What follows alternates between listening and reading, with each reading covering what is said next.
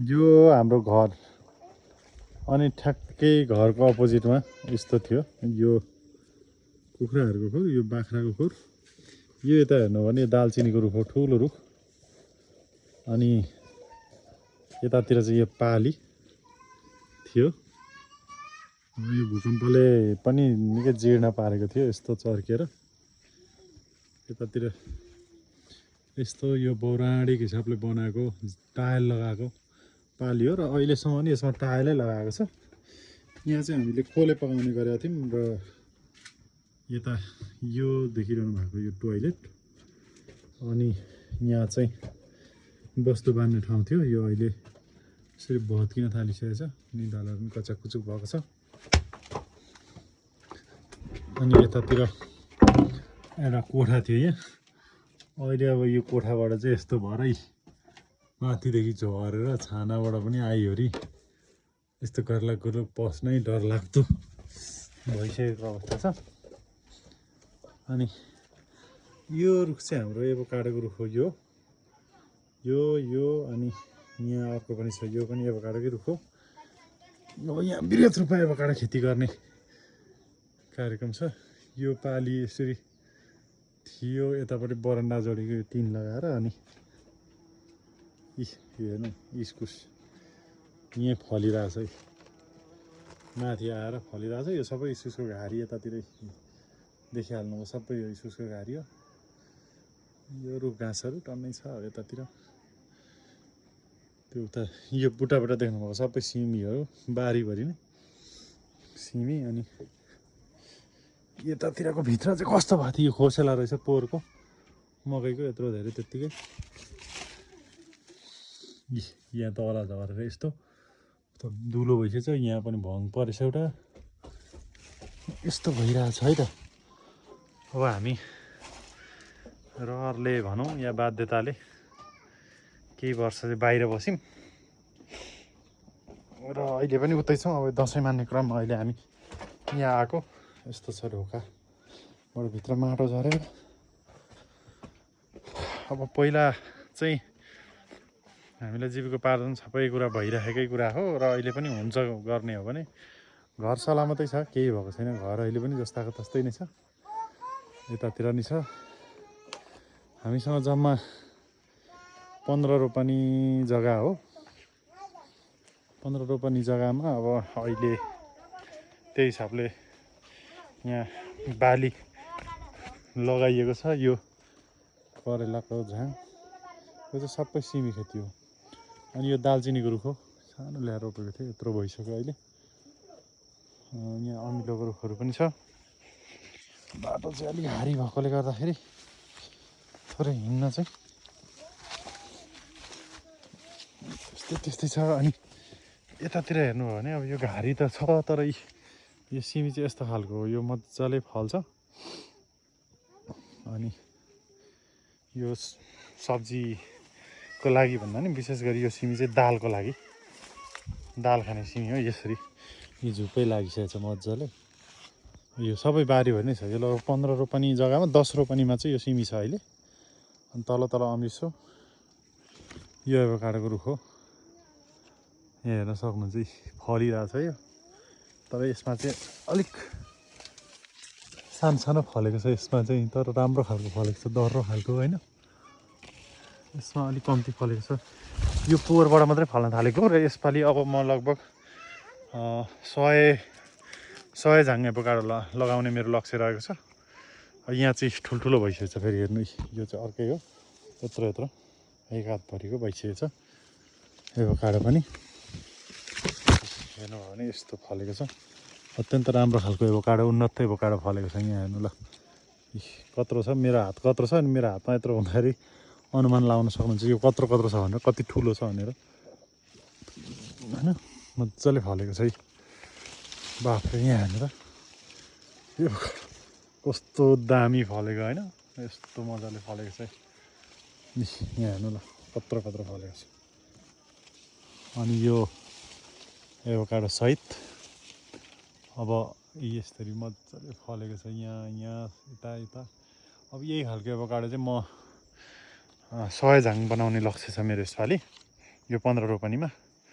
यति गरेर पनि अब यो जग्गा चाहिँ एकदमै पानीको स्रोत आफ्नै निजी मूल भएको अनि उब्जनीको हिसाबले अत्यन्त राम्रो। अहिले त जन नभएर हामी अलिकति घर बाहिर बस्यौँ, यहाँ बुवाले यसो हेर्दै गर्दै हुनुहुन्थ्यो। त्यो भएर पनि अब यो पाली अघि मैले देखाइहालेँ, यो भयो अनि घर त्यो भयो, यो टारबारीहरू हो। यो सबै अहिले चाहिँ अब बर्खा भएर यहाँ सिमी खेती, घारी, अब इस्कुसै मात्रै पनि राम्रो हुने, अम्लिसो 1-1.5 लाखको वर्षको इस्कुस पनि बेच्दा 1-1.5 लाखको इस्कुस फल्ने। इस्कुसको त अब तीनवटा कुरा बेच्न सकिन्छ, एउटा जरा अनि मुन्टा दाना गरेर। अब नास्पाती पनि छ यहाँ, सबै कुरा छ। अब सिमीहरू टन्नै फल्छ, आलु त्यति नै फल्छ, अलैँची त्यति नै फल्छ, सबै कुरा छ। यो जग्गा चाहिँ अहिले अब बिक्रीमा छ। कोही किन्नुहुन्छ भने यो प्राइम लोकेसन नै हो, भोजपुर जिल्लाको बोखेम गाविस वडा नम्बर 5 अन्तर्गत भनौँ न। यहाँ बोखिम डाँडाखर्क भन्छ। यहाँ भनेको विशेष गरी श्रेष्ठहरूको बसोबास बढिरहेको छ यो एरियामा। अनि यहाँ हामीले चाहिँ बेच्नुपर्ने विशेष कारण भएको कारणले कोही लिन चाहनुहुन्छ भने मिलाएर नै दिने हामीले सोचेका छौँ। यो एभोकाडो फलेको हेरिहाल्नु भयो, एभोकाडोको लागि पनि प्राइम लोकेसन हो यो, अत्यन्त राम्रो फल्ने।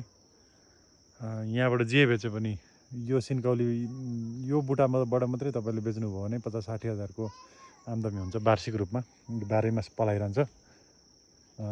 एभोकाडो त अब तपाईँलाई मैले देखाउनै परेन, अघि देखाइसकिहालेँ। अब धेरै ठुलो ठुलो एभोकाडो फलेको छ यो। म यही खालको एभोकाडो चाहिँ यो अझै पनि यसको फल्ने पाक्ने टाइम भएको छैन, यो अझै निकै समय लाग्छ यसलाई पाक्नलाई। तर यहाँ हेर्नुभयो भने होइन, यो कत्रो कत्रो भइसकेको छ, यो यत्रो यत्रो भइसकेको छ क्या। त्यसले गर्दाखेरि अब यो एकदमै फलफुल एभोकाडो खेती लगायत अन्य खेतीहरूका लागि पनि उन्नत भएको हुनाले यो एरिया चाहिँ कोही लिन चाहनुहुन्छ भने हाम्रो पारिवारिक स्थिति सबै कुराले गर्दाखेरि यो बेच्नुपर्ने बाध्यता जस्तो भएर बिक्रीमा हो। पुरा भिडियो हेरेर यहाँसम्म आउनुभयो भने तपाईँले मेरो भिडियो पुरा हेर्नु पनि भयो र मैले भनेको कुराहरू पनि बुझ्नुभयो।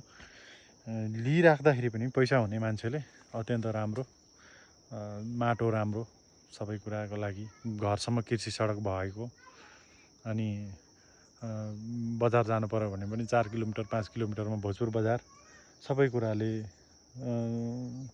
राम्रो। किनभने पाहाडको जग्गा भनेको नराम्रो जग्गा त होइन। अब मैले नराम्रो भएर बेच्न खोजेको होइन, हाम्रो चाहिँ घटना परिघटना हरेक कुराले गर्दाखेरि पनि यो कुरा तपाईँहरू यदि मसँग जोडिन चाहनुभयो भने त विस्तृत रूपमा तपाईँहरूसँग कुरा भइहाल्छ। तपाईँहरूले भिडियो मात्रै हेर्नुभयो भने पनि बुझ्न सक्नुहुन्छ यो के हो कस्तो हो भन्ने कुरा। मैले चाहिँ यसको दाम धेरै पनि राखेको छैन, 15 रोपनी 14 रोपनी 14 आना समथिङ कति छ यो जग्गा। 15 रोपनीमा 1-2 आना कम छ। त्यति जग्गालाई अब सस्तो नै दिएछ, सबै कुरा, घर छ, जग्गा छ, पानी छ, बस्नलाई बोट बिरुवाहरू यसरी लगाइएको छ। अझै पनि म लगाउने लक्ष्यमै छु होइन। सबै खेतीपाती त्यसरी कुराहरू छँदैछ। माटो राम्रो, यहाँबाट अम्लिसो मात्रै केही नगर्दाखेरि पनि 1 लाखको अम्लिसो वर्षमा बिक्री हुन्छ र त्यसको घाँस 20-25 हजार 30 हजार बेच्दाखेरि पनि तपाईँको 4-5 लाख रुपियाँ आम्दानी यहाँबाट छ। तर बसेर गर्नु चाहिँ पर्यो, किनभने यदि यस्तो आम्दानी हुन्थ्यो भने तैँले किन छोड्न आँटेको, किन यस्तो गरिस् त भन्ने कुरा पनि आउन सक्छ होइन। त्यो चाहिँ कस्तो हुन्छ भने अब आफ्नो आफ्नो परिस्थिति। अब हाम्रो चाहिँ यहाँ घटना भयो, आमा खस्नुभयो, अनि हामीले छोड्नुपर्ने बाध्यता जस्तो भयो यहाँबाट। अब केटाकेटीको सबै कुराले गर्दाखेरि पनि मैले चाहिँ यो बेच्न खोजेको हो। मैले 25 लाख मात्रै राखेको छु यसको दाम। त्यो पनि केही नेगोसिएसन गरेर कारोबार गर्न सकिन्छ। लिन चाहनुहुन्छ भने 29 लगाइदिनु भयो भने पनि अत्यन्त राम्रो।